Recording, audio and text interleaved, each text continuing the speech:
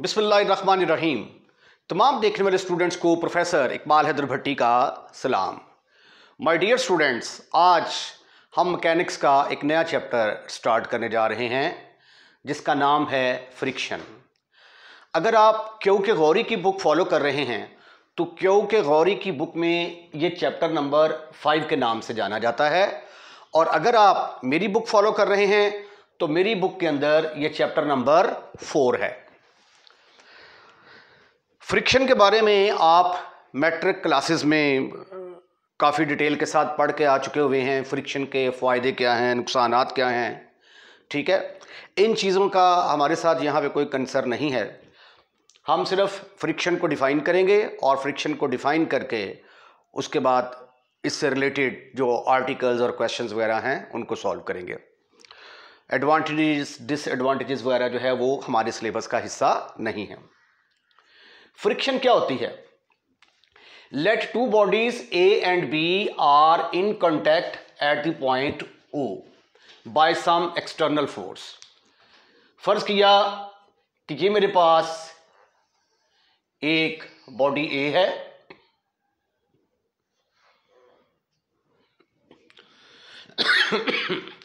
एक दूसरी बॉडी है, एक्सटर्नल फोर्स मैंने अप्लाई की, उस बॉडी को मैंने इसके साथ जोड़ दिया ऐसे करके, ये बॉडी बी आ गई।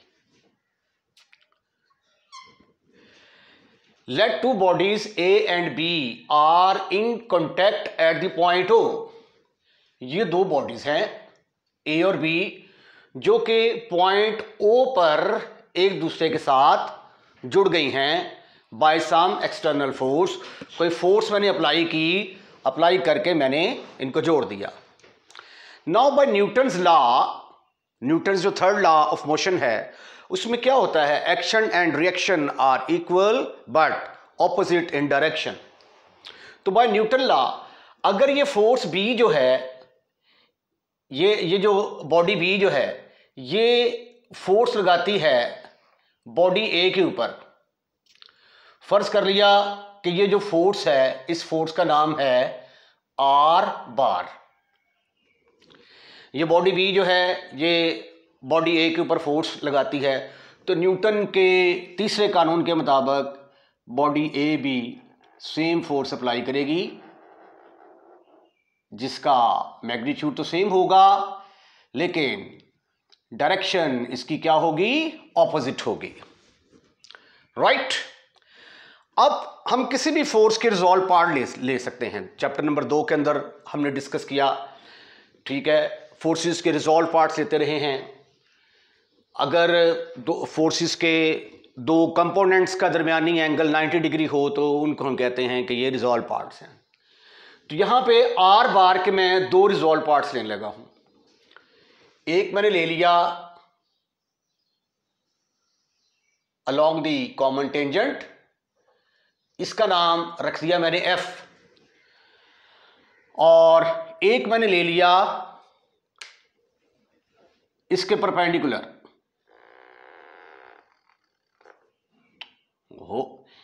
ये देखें यहां पे फ्रिक्शन कम थी तो इसलिए मेरा जो है ये मार्कर स्लिप कर गया। तो ये फ्रिक्शन के जो हैं ये एडवांटेजेस ये होते हैं कि अगर ये हमारा बोर्ड जो है ये बिल्कुल ही इसके ऊपर फ्रिक्शन ना हो तो ऐसे करके हम लिखेंगे तो लिखा ही नहीं जाएगा, हमारा हाथ स्लिप हो जाएगा। जैसे कि चूंकि फ्रिक्शन कम थी तो मैं लिख रहा था, मेरा हाथ स्लिप हो गया। ये जो है फोर्स, इसका नाम रख दिया मैंने आर। आर बार के दो रिजॉल्व पार्ट्स लिए मैंने, एक एफ और एक आर। वेयर आर क्या है? ये नॉर्मल है, ये इसके साथ एंगल कितना बना रहा है? 90 डिग्री का एंगल बना रहा है एफ के साथ, ठीक है। और एफ जो है ये कहां पे है? Along the common tangent. अब टेंजेंट क्या होता है? ये आपके पास कोई कर्व है, उस कर्व को एक लाइन जो ऐसे टच करती हुई गुजरती है उसको हम कहते हैं कि ये टेंजेंट लाइन है। तो अब ये देखिए, ये जो फोर्स हमने ये जो एफ लिया है इसका रिजॉल्व पार्ट, ये इस बॉडी के ऊपर भी टेंजेंट का रोल अदा कर रही है, इस बॉडी के ऊपर भी टेंजेंट लाइन का रोल अदा कर रही है। तो इसका मतलब ये हुआ कि इसको हम क्या कहते हैं, कॉमन टेंजेंट। तो ये जो आर बार का रिजॉल्व पार्ट्स है अलोंग दी कॉमन टेंजेंट, ये वाला जो रिजॉल्व पार्ट्स है इसको हम क्या कहते हैं, फ्रिक्शन कहते हैं। फोर्स ऑफ फ्रिक्शन है ये, force of friction, right right. अब यही मैंने यहां पे लिखा हुआ है, जो मैंने बोला है वही मैंने, ये देखें, let two bodies A and B are in contact at the point O. दो बॉडीज ए और बी को पॉइंट ओ पर जोड़ दिया गया by some external force then by Newton law. If the body B exert a force r bar on the body A, then body A also exert the same force on body B. Now let F and R be the resolved parts. F and R be the resolved parts of the force R along the common tangent. यानी ये किधर है, along the common tangent है, at the point of contact and along the normal, और ये normal direction के अंदर है। The resolve parts of are bar, are बार का रिजॉल्व पार्ट्स जो कि अलोंग द कॉमन टेंजेंट है, ये वाला अलोंग द कॉमन टेंजेंट, इसको हम क्या कहते हैं, फोर्स ऑफ फ्रिक्शन कहते हैं। तो एक बात जरा आप याद रखें कि जब आप किसी जिस्म पर फोर्स अप्लाई करते हैं तो फ्रिक्शन की, फोर्स ऑफ फ्रिक्शन की डायरेक्शन हमेशा उसके ऑपोजिट हुआ करेगी बाय न्यूटन्स लॉ।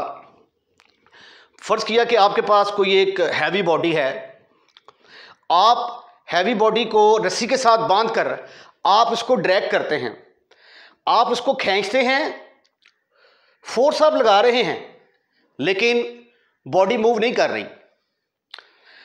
अब इसका मतलब यह हुआ कि बॉडी की मोशन को रोकने के लिए एक फोर्स उसके ऑपोजिट डायरेक्शन में मौजूद है।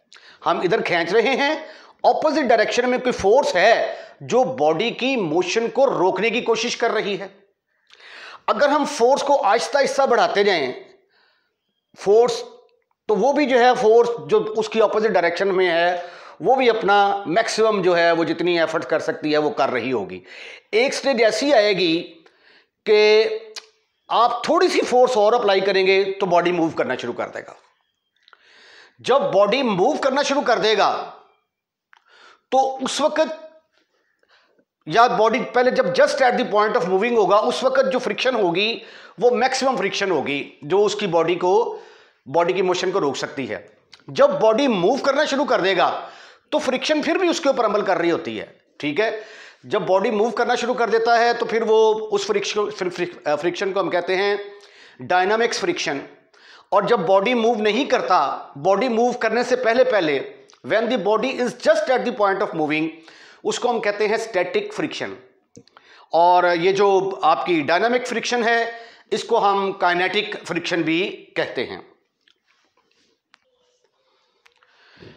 लिमिटिंग फ्रिक्शन क्या होती है, जैसा कि मैंने आपको पहले बताया, फ़र्ज़ किया हमारे पास कोई एक बॉडी है, हम बॉडी को रस्सी के साथ बांध के तो हम उसको खींचते हैं, हम फोर्स अप्लाई करते जाते हैं। फ़र्ज़ किया कि हम 10 न्यूटन की फोर्स हमने अप्लाई की, बॉडी मूव नहीं किया, 11 न्यूटन की फोर्स अप्लाई की, बॉडी मूव नहीं किया।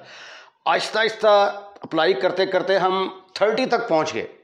जब 30 तक पहुंच गए तो 30.00001 फोर्स और लगाएंगे तो बॉडी मूव करना शुरू कर देगा। तो इसका मतलब ये हुआ कि जो बॉडी जो फोर्स उसको रोकने की कोशिश कर रही है वो उस वक़्त जब हमने 30 न्यूटन की फोर्स लगा दी वो मैक्सिमम है, क्योंकि अगर उससे ज़्यादा थोड़ी सी भी लगाई तो बॉडी मूव करना शुरू कर देगा। तो उस वक़्त जो फोर्स एग्जिस्ट कर रही होती है उसको हम कहते हैं कि वो लिमिटिंग फ्रिक्शन है, लिमिटिंग फोर्स ऑफ फ्रिक्शन है। स्टैटिक्स फ्रिक्शन क्या होती है? स्टैटिक्स, जैसा कि हमने पहले डिफाइन किया हुआ है, it is the branch of mechanics in which we deals with bodies at rest. इसमें बॉडी जो है ये मूव नहीं करता, ठीक है। तो जब बॉडी मूव नहीं करता तो उस वक्त जो फ्रिक्शन लग रही होती है उसको हम कहते हैं स्टैटिक्स फ्रिक्शन। और स्टैटिक्स फ्रिक्शन की जो मैक्सिमम वैल्यू है उसको हम कहते हैं लिमिटिंग फ्रिक्शन। और फिर जब आप किसी बॉडी के ऊपर फोर्स अप्लाई कर देते हैं और बॉडी मूव करना शुरू कर देता है, तो तब भी फ्रिक्शन जो है वो बॉडी के ऊपर अमल कर रही होती है। जब बॉडी मूव करना शुरू कर देती है तो फिर वो स्टैटिक्स नहीं, मैकेनिक्स का वो हिस्सा है, डायनामिक्स में आ जाता है। तो dynamics is the branch of mechanics in which we deals with bodies in motion. तो जब फोर्स अप्लाई करते हैं और बॉडी जो है वो मूव करना शुरू कर देता है, तो फिर उस वक्त जो फ्रिक्शन एग्जिस्ट कर रही होती है उसको हम कहते हैं कि ये डायनामिक्स फ्रिक्शन है। और इसका हमारे साथ कोई कंसर्न नहीं है। हमने स्टैटिक्स फ्रिक्शन और लिमिटिंग फ्रिक्शन के बारे में इस चैप्टर के अंदर पढ़ना है, क्योंकि हमारा मैकेनिक्स का ये वाला जो पोर्शन है ये स्टैटिक्स के बारे में है। तो स्टैटिक्स के अंदर बॉडी मूव नहीं करता, बॉडी रिमेन्स इन इक्विलिब्रियम। तो इसलिए लिमिटिंग फ्रिक्शन का बड़ा उसके अंदर जिक्र आएगा कि body is just eight the point of moving, लेकिन मूव नहीं करेगा, just eight the point of moving हुआ करेगा। अब ये देखिए डायनामिकल फ्रिक्शन, मतलब फर्ज किया जब आप फुटबॉल को हिट मारते हैं टक करके, ठीक है, फुटबॉल जो है वो जाके किसी न किसी मुकाम पे रुक जाता है, ठीक है। क्यों रुक गया? आपने फोर्स अप्लाई की, इसलिए कि एयर रेजिस्टेंस और ज़मीन की रगड़ जो है, ज़मीन की जो फोर्स ऑफ फ्रिक्शन है वो उसकी मोशन को रोकने की कोशिश कर रही है। जिस तरह आप जो है ये ड्राइव करते हैं, बैट्समैन कवर ड्राइव करता है, बाबर आजम की आपने कवर ड्राइव देखी होगी, ऐसे करके जनाब ड्राइव करता है जब वो गेंद ज़मीन के साथ तेज़ी से बाउंड्री लाइन की तरफ जा रही होती है, ठीक है। तो वो जैसे जैसे बाउंड्री लाइन की तरफ जा रही होती है उसकी स्पीड आहिस्ता आहिस्ता कम होना शुरू हो जाती है। क्या वजह है? उसकी वजह यही है कि उसके ऊपर जो ज़मीन की जो फोर्स ऑफ फ्रिक्शन है, रगड़ है ज़मीन की, वो उसकी मोशन को रोकने की कोशिश कर रही है। इसी तरह जब हम बॉडी को किसी ऐसी जगह पे मूव करवाएं जहाँ पे मसलन जो गोलियाँ होती हैं, मार्बल्स की गोलियाँ होती हैं, उनको जब हम ऐसे फर्श पे जो कि मार्बल का बना हो, शीशे का बना हो, उसके ऊपर अगर हम किसी फोर्स के साथ उनको फेंकते हैं तो वो ज़्यादा डिस्टेंस तय करेंगी। और अगर उन्हीं फोर्स को हम किसी ऐसे फर्श पे जो कि ईंटों का बना हो उसके ऊपर हम फेंकेंगे तो वो थोड़ा सा जो है वो डिस्टेंस तय करके तो रुक जाएंगी। इसका मतलब है कि वो थोड़ा सा डिस्टेंस तय किया, वहाँ पे फ्रिक्शन की फोर्स जो है वो ज़्यादा लग रही है, और चूँकि वहाँ पे फ्रिक्शन कम है, जो मार्बल वाला फर्श है, तो इसलिए वहाँ पे जो बॉल्स जो हैं वो ज़्यादा दूर तक चले जाते हैं। अब हम डिफ़ाइन करते हैं स्मूथ बॉडीज़ क्या होती हैं। अगर तो दो बॉडीज़ के दरमियान जो फोर्स ऑफ फ्रिक्शन है वो ज़ीरो के बराबर हो, तो उस कॉन्टैक्ट को, जो बॉडी आपस में जुड़ती हैं, उस कॉन्टैक्ट को हम कहते हैं कि ये स्मूथ कॉन्टैक्ट है, और उन बॉडीज़ को कहा जाएगा कि ये स्मूथ बॉडीज़ हैं। तो हकीकत में जो है ये ऐसी कोई भी एग्जांपल दुनिया में एग्जिस्ट नहीं करती जिसके अंदर जो है दो बॉडीज़ के दरमियान फ्रिक्शन जो है वो ज़ीरो के बराबर हो। ये आइडियल तौर पे, ख़याली तौर पे इसको इमेजिन किया जा सकता है कि भी फ्रिक्शन ज़ीरो है। ये होती ज़रूर है, सम केसेस में ये बहुत कम होती है और सम केसेस में बहुत ज़्यादा होती है। जिस तरह मैंने पहले बताया कि वो जो मार्बल्स हैं उनको अगर हम ईंटों वाले फ़र्श पे फेंकेंगे तो वो थोड़ा दूर जाएंगी, अगर जो है वो शीशे वाले फ़र्श पे फेंकेंगे तो वो ज़्यादा दूर चली जाती हैं, ठीक है। तो फ्रिक्शन होती ज़रूर है, वो अलग बात है कि वो किस केस में कम हो। वो जब आप चाँद पे चले जाते हैं तो वहाँ पे फोर्स ऑफ ग्रेविटी होती नहीं है, ठीक है। तो खलाई लिबास पहना होता है, अगर वहाँ पे आप एक फ़ुटबॉल को किक मारें हल्की सी तो वो तो मीलों दूर चला जाएगा और आपके काबू में भी नहीं आएगा, ठीक है। तो ये स्मूथ बॉडीज़ जो होती हैं ये आप समझ लें कि आइडियल किस्म की ही बॉडीज़ हो सकती हैं जिसके अंदर फ्रिक्शन ज़ीरो के बराबर हो। रफ़ बॉडीज़ क्या होती हैं? एसिड बॉडीज़ जिनके अंदर फोर्स ऑफ फ्रिक्शन मौजूद होती है। जिसके अंदर फोर्स ऑफ फ्रिक्शन मौजूद होती है उनको हम कहते हैं कि रफ़ बॉडीज़, जिसमें नहीं होती वो स्मूथ बॉडीज़। नेचुरली, नोट ये बड़ा इंपॉर्टेंट है, naturally there is not a perfect smooth bodies exist, each body is capable of exerting some friction, in some cases it is quite small. ये चीज़ मैं आपके साथ डिस्कस कर चुका हूँ। मज़ीद डेफिनेशंस को आगे बढ़ाते हैं। लाइट बॉडी से मुराद क्या है? What are the light body? ये एक आइडियल किस्म की बॉडी होती है जिसका वेट हम निगलेक्ट कर सकते हैं। An ideal body whose weight can be neglected is called as light body, यानी वेट उसका zero W is equal to 0 consider कर लेंगे। लॉज ऑफ फ्रिक्शन, इसमें पहला लॉ है the direction of force of friction is opposite to the direction in which the body tends to move. फर्ज किया कि वो पत्थर वाली एग्जांपल दोबारा लेते हैं। अब मैं बॉडी को फोर्स लगा रहा हूँ, इधर खींच रहा हूँ, मैं इधर खींच रहा हूँ तो फ्रिक्शन की डायरेक्शन उसकी ऑपोजिट होगी। जिस तरफ बॉडी, क्योंकि इधर खींच रहा हूँ, बॉडी खींच के इस तरफ आना चाहता है तो डायरेक्शन उसकी ऑपोजिट डायरेक्शन में होगी। The magnitude of the force of friction is equal to that of the force tending to produce the motion. अब जितनी फोर्स हम इधर लगा रहे हैं उतनी ही सेम बाय न्यूटन्स लॉ वो ऑपोजिट डायरेक्शन में बॉडी भी उतनी ही फोर्स लगा के मोशन को रोकने की कोशिश कर रहा होता है। The limiting friction is independent of the area in contact. Area in contact पर डिपेंड नहीं करती बल्कि ये फोर्स के ऊपर डिपेंड करती है। जैसे जैसे, क्योंकि फोर्स अगर मैक्सिमम लगाएंगे तो लिमिटिंग फ्रिक्शन हमारी मैक्सिमम होगी। चौथा लॉ है इसका, the limiting friction F bears a constant ratio mu to the normal reaction R. यानी ये हमारी फोर्स ऑफ फ्रिक्शन और ये नॉर्मल रिएक्शन आर, इन दोनों की जो रेशियो है उस रेशियो को हम कहते हैं म्यू। तो एफ किसके बराबर आ गया, म्यू आर के बराबर। इसको हम कहते हैं लिमिटिंग फ्रिक्शन। और जो म्यू है, mu is called as the coefficient of friction. जैसे जैसे अगर हम एफ की कीमत बढ़ाते हैं तो नॉर्मल रिएक्शन भी जो है ना वो इंक्रीज होता जाएगा। और सर साइन ऑफ प्रोपोर्शनैलिटी को ख़त्म करने के लिए कोई कांस्टेंट यूज़ करेंगे। फ़र्ज कर लिया वो म्यू है तो एफ किसके बराबर आ जाएगा, म्यू आर के बराबर।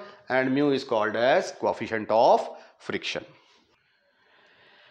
एंगल ऑफ फ्रिक्शन बड़ी इंपॉर्टेंट डेफिनेशन है, ये पेपर के अंदर भी आ जाती है शॉर्ट क्वेश्चन के अंदर कि what is angle of friction. और शॉर्ट क्वेश्चंस के अंदर लॉज ऑफ फ्रिक्शन का क्वेश्चन भी आ जाता है, लिमिटिंग फ्रिक्शन, स्टैटिक फ्रिक्शन। ये शॉर्ट क्वेश्चंस के लिए बड़े इंपॉर्टेंट हैं और चूँकि इनके कंसेप्ट आगे इस्तेमाल होते हैं उस लिहाज से भी ये डेफिनेशंस काफ़ी इंपॉर्टेंट हैं। अब एंगल ऑफ फ्रिक्शन देखते हैं हम क्या होता है। Let two bodies have a rough contact at the point ओ।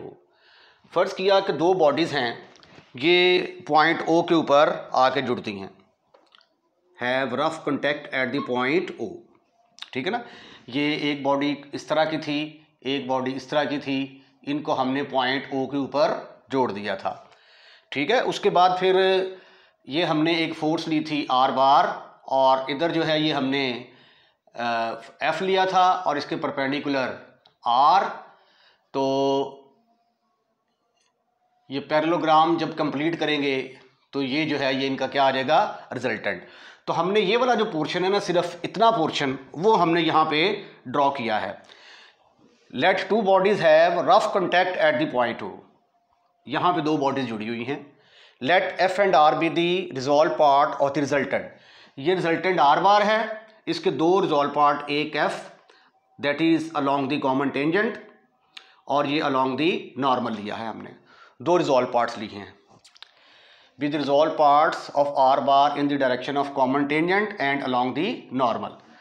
यानी दूसरे लफ्ज़ों में आप ये कह सकते हैं कि ये जो आर बार है ये इन दोनों फोर्सेस का रिजल्टेंट है। That is R bar is the resultant of forces F and R. अब मैं फोर्स सपोज कर लेता हूं कि आर बार जो है ये आर नॉर्मल रिएक्शन के साथ एंगल बनाता है थीटा फ्रॉम फिगर। तो फिर फिगर में देखे जरा क्या आता है, ये देखे जरा। देन फ्रॉम फिगर में देखें जरा आप कि ये जो है ये 90 डिग्री का एंगल होगा। ठीक है, ये थीटा है तो ये बन गई बेस, ये हमारा बन गया परपेंडिकुलर और ये बन गया हाइपोटेन्यूज। ठीक है, तो टेंजेंट थीटा किसके बराबर आएगा, tangent theta is equal to perpendicular over base, यानी एफ ओवर आर के बराबर आ जाएगा। अब हम जैसे जैसे फोर्स को इंक्रीज करते जाएंगे, क्योंकि ये एफ थी ना तो ये भी एफ होगी, ये आर है तो ये भी आर होगा। ठीक है, इसलिए मैंने इसको एफ कंसिडर किया है। अब देखें जरा, ये पॉइंट जरा समझने वाला है।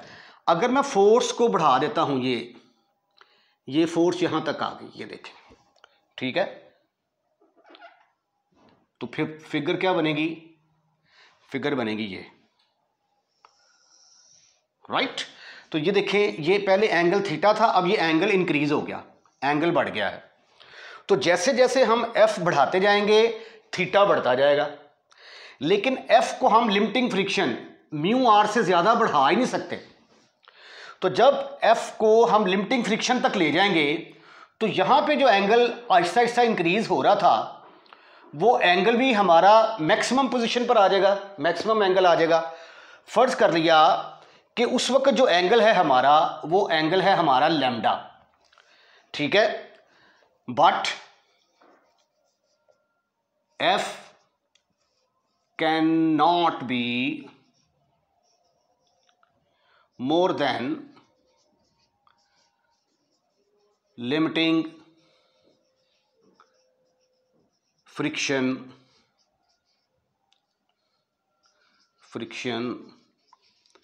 F is equal to mu R. तो फर्ज कर लिया जब फ्रिक्शन मैक्सिमम होगी तो उस वक्त थीटा चेंज होके कौन सी शक्ल इख्तियार कर गया, लैम्डा नाम रख लेते हैं उसका। And let R bar and R makes an angle lambda with each other, then lambda is called angle of friction, angle of friction। तो ये देखें टेंजेंट थीटा जो है वो चेंज होके लैम्डा की शक्ल इख्तियार कर गया, ठीक है। और एफ जो है ये लिमिटिंग फ्रिक्शन एफ से चेंज होके एफ जो है ये चेंज होके म्यू आर की शक्ल इख्तियार कर चुकी है ओवर आर। तो आर से कैंसिल हो गया, तो कोएफिशिएंट ऑफ फ्रिक्शन किसके बराबर हुआ करेगा, एंगल ऑफ फ्रिक्शन, यानी mu is equal to tangent of lambda. ये एक वेरी इंपॉर्टेंट रिजल्ट आ गया है, इस रिजल्ट को आप अच्छे तरीके से याद रखेंगे। कोन ऑफ फ्रिक्शन को डिफाइन करते हैं, a cone which has it vertex at the point of contact of the two bodies. तो फर्ज किया कि ये कोन है मेरे पास,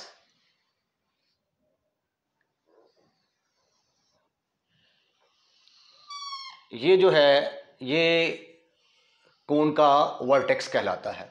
यानी वर्टेक्स जो है ये कहाँ पे होना चाहिए, जब ये दो बॉडीज़ को आपने जोड़ा था ऐसे करके तो ये पॉइंट ऑफ कांटेक्ट पे होना चाहिए था, यानी ऐसे करके ऐसे, ठीक है। ऐसी कोन जिसका वर्टेक्स पॉइंट ऑफ कांटेक्ट के ऊपर है। हमने ये सारा छोड़ दिया है, सिर्फ इस पोर्शन को ले रहे हैं। A cone which has it vertex at the point of contact of two bodies the axis along the common normal. ये जो लाइन यहाँ से सीधी परपेंडिकुलर जाती है इसको कहते हैं एक्सिस। ये एक्सिस ऑफ द कोन है, एक्सिस ऑफ द कोन, कि जब आप 3D पढ़ेंगे तो वहाँ पे ये डिटेल के साथ आएगा। तो ये जो एक्सिस ऑफ द कोन है, नॉर्मल रिएक्शन जो है वो इस साइड पे होना चाहिए, ठीक है। And common normal in the direction of R and semi vertical angle equal to lambda. अब ये जो टोटल एंगल होता है ये वर्टिकल एंगल, और सेमी वर्टिकल एंगल से मुराद इसका हाफ एंगल यहाँ से लेकर यहाँ तक, ये किसके बराबर होना चाहिए, लैम्डा के बराबर होना चाहिए। तो जो कोन इस तरह की कंडीशंस सेटिस्फाइड करती है उसको हम क्या कहते हैं कि ये कोन ऑफ फ्रिक्शन है। ये देखें ये आर आ गया, ये इस तरफ एफ, और ये वाला एंगल जो है ये लैम्डा के बराबर होना चाहिए। जो कोन इन कंडीशंस को सेटिस्फाइड करेगी उसको हम कहेंगे कि ये कोन ऑफ फ्रिक्शन है। इसके साथ ही डेफिनेशंस का सिलसिला जो है वो यहाँ पे हम ख़त्म करते हैं। इससे अगले लेक्चर में इसके कुछ केसेस हैं फ्रिक्शन के, उनको जो है वो हम डिस्कस करेंगे और उसके बाद फिर क्वेश्चंस की तरफ चलेंगे। तो आने वाले जो 1-2 लेक्चर हैं they are very very important for examination point of view. इसमें जो है ना, ये बच्चों को अक्सर प्रॉब्लम होती है कि मोमेंट कैसे लेते हैं, कहाँ लेते हैं, ठीक है, क्यों लेते हैं। ये सारी चीज़ें जो हैं ये हम आने वाले लेक्चर के अंदर डिस्कस करेंगे। अगर आपने हमारा चैनल सब्सक्राइब कर दिया है तो थैंक यू वेरी मच। अगर आपने हमारा चैनल सब्सक्राइब नहीं किया तो आप ख़ुद भी कीजिए और अपने दोस्तों को भी इनवाइट करें कि वो भी हमारा चैनल सब्सक्राइब करें। और अगर आपको हमारी वीडियो पसंद आई है तो वीडियो को लाइक ज़रूर कीजिएगा और अपने दोस्तों में शेयर करना मत भूलिएगा। अपना ख्याल रखिएगा। अल्लाह हाफिज़।